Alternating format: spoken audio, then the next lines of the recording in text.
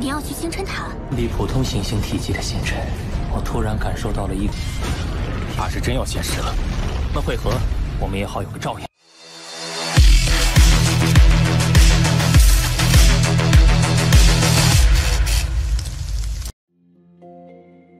Halo semuanya, selamat datang di Ruang Sinema. Bagaimana kabar kalian semua? Semoga selalu sehat dan baik-baik saja. Sesuai jadwal, jadi pada hari ini kita akan kembali melanjutkan spoiler Penakluk Bintang berdasarkan cerita novelnya. Cerita berlanjut, 3 hari kemudian, Lo Fong merasakan riak kesadaran dari dalam kabin. Tak lama setelah itu, Heavy Arrow terbangun. Dengan kesadaran budak jiwa yang telah terikat, ia langsung tunduk sepenuhnya kepada tuannya. Dalam wujud yang besar dan kokoh, dia pun membungkuk hormat. Lo Fong memintanya menyusut agar tampak setara dalam ukurannya. Meski hal itu mengurangi kekuatannya, Heavy Arrow mematuhi tanpa ragu, lalu mengeluh bahwa kekuatannya belum pulih penuh, karena tubuh abadinya baru mencapai 20%. Lo Fong menjanjikan bantuan agar ia bisa pulih sepenuhnya. Lo Fong memberikan sebuah jam kuno, harta sejati yang kuat, serta sebuah cincin luar angkasa penuh dengan harta pemulihan. Heavy Arrow pun kagum dan berterima kasih kepadanya. Meski mengaku pemahamannya terhadap hukum api masihlah terbatas, Lo Fong menyuruhnya terus berlatih agar bisa memahami hukum itu lebih dalam. 3 bulan berlalu, dengan bantuan Lo Fong, Heavy Arrow akhirnya bisa kembali dengan kekuatan penuhnya, siap melangkah lagi sebagai kaisar yang tangguh di bawah bimbingan tuannya. Suasana saat tenang saat Heavy Arrow membawa mampan besi piring sambil memandang tuannya dengan wajah terkejut. Ia baru saja mendengar kabar bahwa Lo Fong berencana pergi ke Menara Star, padahal sebelumnya dia sempat mengatakan ingin meninggalkan perang wilayah luar.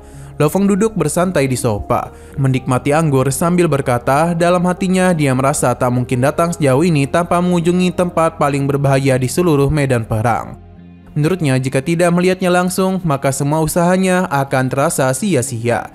Dibandingkan dengan benua Yanjin, Menara Bintang memiliki tingkat bahaya yang jauh lebih tinggi, bahkan 1 tingkat di atasnya.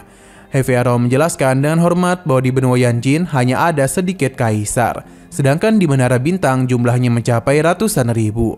Lo Fong sempat terkejut karena dia tahu total kaisar di aliansi Hong hanya sekitar 3 juta, dan medan perang ke-7 itu seharusnya tidak menampung sebanyak itu. Tapi Heavy Arrow menjelaskan bahwa aliansi Hong hanyalah bagian kecil dari kekuatan umat manusia. Dalam perang wilayah luar, banyak ras yang tidak memiliki hubungan langsung dengan aliansi Hong turut bergabung dan bertempur di pihak manusia. Dengan banyaknya ras di dalam alam semesta, jumlah pasukan menjadi tak terhitung. Dan bahkan 1% dari total kaisar di seluruh alam semesta saja sudah menjadi angka yang menakutkan. Selain itu, Heavy Arrow menjelaskan bahwa Menara Bintang adalah tempat yang istimewa, bahayanya luar biasa dan justru menarik banyak prajurit untuk datang. Ia menyarankan Lo Fong untuk mencari tahu lebih jauh sendiri, dan Lo Fong segera memunculkan proyeksi virtual udara. Sebuah menara besar berlantai 9 muncul di hadapannya, berbentuk persegi dan menyerupai arsitektur kuno Tiongkok. Di sekeliling menara itu berputar 9 pusaran nebula raksasa, seperti air berwarna cahaya kosmik yang terus berputar tanpa henti. Menara itu tingginya 9 tahun cahaya dan sudah berdiri sejak triliunan tahun lalu. Saat medan perang ini pertama kali ditempa, selama waktu yang sangat lama, menara itu menyerap energi tanpa batas dari alam semesta dan membentuk 9 pusaran nebula di sekitarnya. Makin dekat dengan menara, pusaran itu makin kuat. Pusaran keempat saja sudah cukup untuk menghabisi kaisar, dan hanya seorang kesatria yang bisa selamat di dalamnya. Sementara pusaran ke-7 bahkan mampu menghancurkan kesatria sekalipun. Bahan dari menara itu tidaklah diketahui, hitam pekat dan tak bisa dirusak.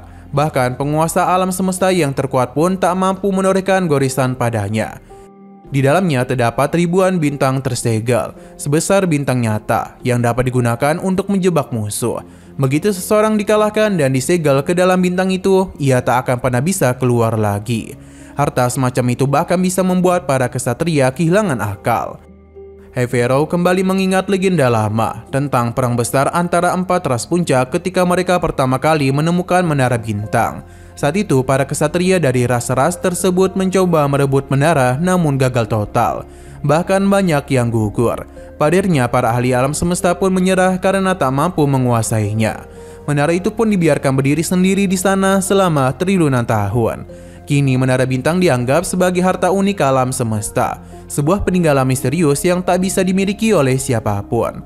Bahkan para master alam semesta pun tidak berdaya di hadapannya.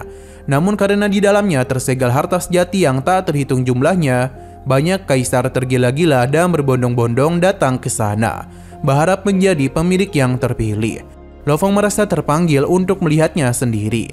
Dengan semangat membara, dia memutuskan berangkat bersama Heavy Error. Mereka menempuh perjalanan 2 hari dengan kapal planet Yunmo dan tiba di titik terdekat menuju Menara Bintang.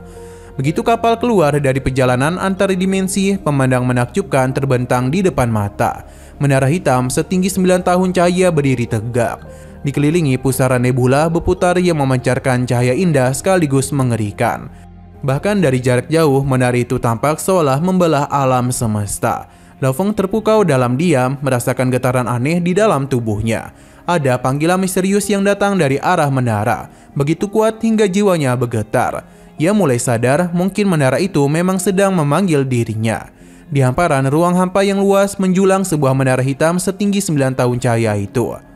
Menara itu tidaklah memiliki tuan dan tak ada satupun makhluk alam semesta yang mampu mengendalikannya. Kekuatan dari pusaran nebula itu begitu ganas hingga wajar bila menara ini disebut sebagai menara legendaris.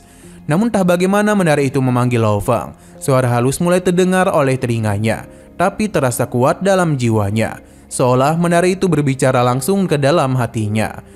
Lo Fong tak berani mempercayai apa yang dia rasakan. Ia bertanya pada dirinya sendiri apakah mungkin dia bisa menjadi pemilik menara bintang itu. Sesuatu yang bahkan para penguasa alam semesta tak mampu tundukkan.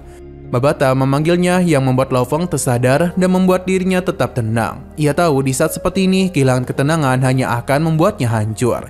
Ia berpikir tentang kekuatan dan harga dari harta itu. Menara bintang telah berdiri selama lebih dari 1 triliun tahun dan bahkan para master alam semesta gagal menaklukkannya. Ia tahu jika benda seperti itu benar-benar jatuh ke tangannya, maka hidupnya akan menjadi incaran seluruh ras besar di alam semesta. Mereka akan berburu darinya, mungkin menjadikannya budak jiwa agar bisa mengendalikan menara melalui tubuhnya. Lo Fong sadar tanpa kekuatan yang sebadan, memiliki harta semacam itu bukanlah keberuntungan tapi kutukan. Namun di balik rasa takutnya, dia merasa bahwa panggilan itu memang nyata. Menara bintang seolah terhubung dengan manual tanpa nama yang dia milikinya. Maka ia pun memutuskan untuk mendekat. Kapal planet Yunmo melaju dengan kecepatan hampir setara cahaya menuju menara yang tampak begitu dekat. Namun sebenarnya sangatlah jauh. 10 hari penuh dia gunakan untuk menenangkan dirinya dan menekan gelombang emosi yang timbul dari panggilan misterius itu. Akhirnya Lo Fong tiba di dasar menara, tempat 9 pintu masuk ke raksasa berdiri seperti gerbang menuju dunia lain. Di sana menara penjulang tinggi seakan membelah langit, dan Lo Fong berdiri kecil di hadapannya, bersiap menyentuh permukaan pintu yang hitam dan dingin itu. Ia menyalurkan energi roh, bahkan darahnya sendiri mencoba membuat menara mengenalinya. Namun semua usahanya sia-sia, tidak ada reaksi sedikit pun, seolah menara itu menelan mentah-mentah tanpa jejak. Saat kebingungan melanda, muncullah sosok yang dikenalinya, Kaisar Burung Hering. Mereka saling menyapa singkat, dan sang kaisar juga mencoba peruntungannya. Selama jutaan tahun, tak ada satupun makhluk yang berhasil menjadikan menara itu miliknya. Burung Hering sempat mengajak Lo Fong menjelajahi menara bersama, namun Lo Fong menolak dengan sopan. Ia lebih memilih sendirian, sebab dia merasa menara itu memiliki hubungan khusus dengan dirinya. Setelah memastikan segalanya aman, dia melangkah masuk. Di dalam menara seperti terasa labirin raksasa dengan ruang-ruang terlarang yang terus bergeser posisinya. Setiap kamar adalah ruang tertutup yang terhubung secara rahasia, dan bahaya bisa muncul kapan saja. Lo Fong melangkah ke satu ruangan, gurun luas tanpa ujung. Saat tiba, pasir di bawahnya mulai berguncang hebat. Dari dalam pasir muncullah makhluk logam raksasa sepanjang 10.000 km. Tubuhnya berlapis baja merah dan ribuan bilah tajam memantul cahaya aneh. Matanya hijau berkilat menatap Lo Fong dengan niat menghabisi yang luar biasa kuat. Heavy Arrow dipanggil segera mengenalinya sebagai penjaga terlarang, dan terkejut karena kekuatannya begitu besar untuk kamar pertama yang dimasuki oleh Lo Fong. Lo Fong hanya berdiri diam, menatap makhluk raksasa itu. Dalam hatinya dia pun sadar. Ia sadar satu hal, menara bintang benar-benar mengenalinya. Namun alih-alih memberikan pengakuan, dia malah menguji keberaniannya. Di hadapan penjaga terlarang itu, Lo Fong merasa panggilan dari menara semakin kuat saja. Seolah menara sedang menilai apakah dirinya layak menjadi pemiliknya. Lo Fong sendiri di tengah gurun ruang terlarang itu menatap makhluk logam merah raksasa yang baru saja bangkit dari dalam pasir. Ia tahu bahwa monster itu bukanlah makhluk hidup biasa, melainkan penjaga terlarang. Boneka otomat logam yang diciptakan dengan teknologi tingkat tinggi. Dari hasil penelitiannya, dia memahami bahwa boneka seperti ini tidaklah memiliki jiwa dan tak bisa diserang dan kekuatan mental. Inti energi di dalam tubuhnya merasa sangat kokoh dan hampir mustahil dihancurkan. Satu-satunya cara untuk menaklukkannya hanyalah mengguncang tubuhnya sampai inti itu terguncang dan hancur dari dalam. Heavy Arrow memandang kelabang raksasa yang menyala merah seperti bara api di punggung kematian itu. Ia tahu betapa sulitnya menghadapi penjaga seperti ini. Makhluk itu begitu besar dan berbahaya. Matanya hijau menyala seperti dua batu giok hidup yang menatap mereka dengan niat menghabisi. Dari rahangnya keluarlah suara lolongan panjang yang menusuk telinga, seperti derit logam yang memotong udara. Suara itu bergetar di seluruh ruangan dan membuat kepala Lo Fang dan Happy Arrow terasa bergetar hebat. Dalam sekejap, kelabang itu menghilang dari tempatnya dan muncul di atas mereka. Tubuhnya menutupi langit, menjatuhkan diri seperti gunung yang runtuh. Puluhan cakar yang tajam berayun ke bawah, masing-masing sebesar gunung panjang dan puluhan kilometer. Ruang di sekitarnya terkoyak seolah tak sanggup menahan kekuatan makhluk itu. Lo Fang langsung bergerak mengangkat pedang bayangan darahnya yang tebasannya langsung menembus udara, membentuk cahaya seperti sungai perak yang tergulung di langit. Satu cakaran kelabang terpukul mundur, tapi puluhan lainnya segera datang menggantikannya, berputar seperti gergaji raksasa. Ia merasakan betapa kerasnya dan tebalnya pertahanan lawan.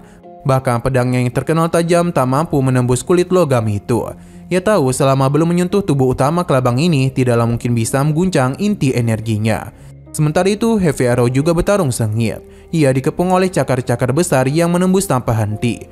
Dalam tekanan itu, energi di tubuhnya melonjak dan dia mengaktifkan teknik terkuatnya, yakni busur kuno di tangannya bergetar. Busur kuno di tangannya pun bergetar, lalu melesatkan satu anak panah yang terbagi menjadi dua bayangan. Panah itu menembus udara, membelah ruang dan menciptakan efek dua serangan berbeda yang menabrak tubuh kelabang sekaligus.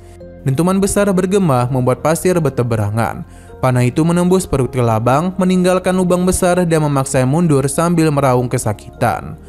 Namun kemenangan itu hanya sesaat. Dari luka besar di perutnya, tubuh kelabang mulai bergetar aneh.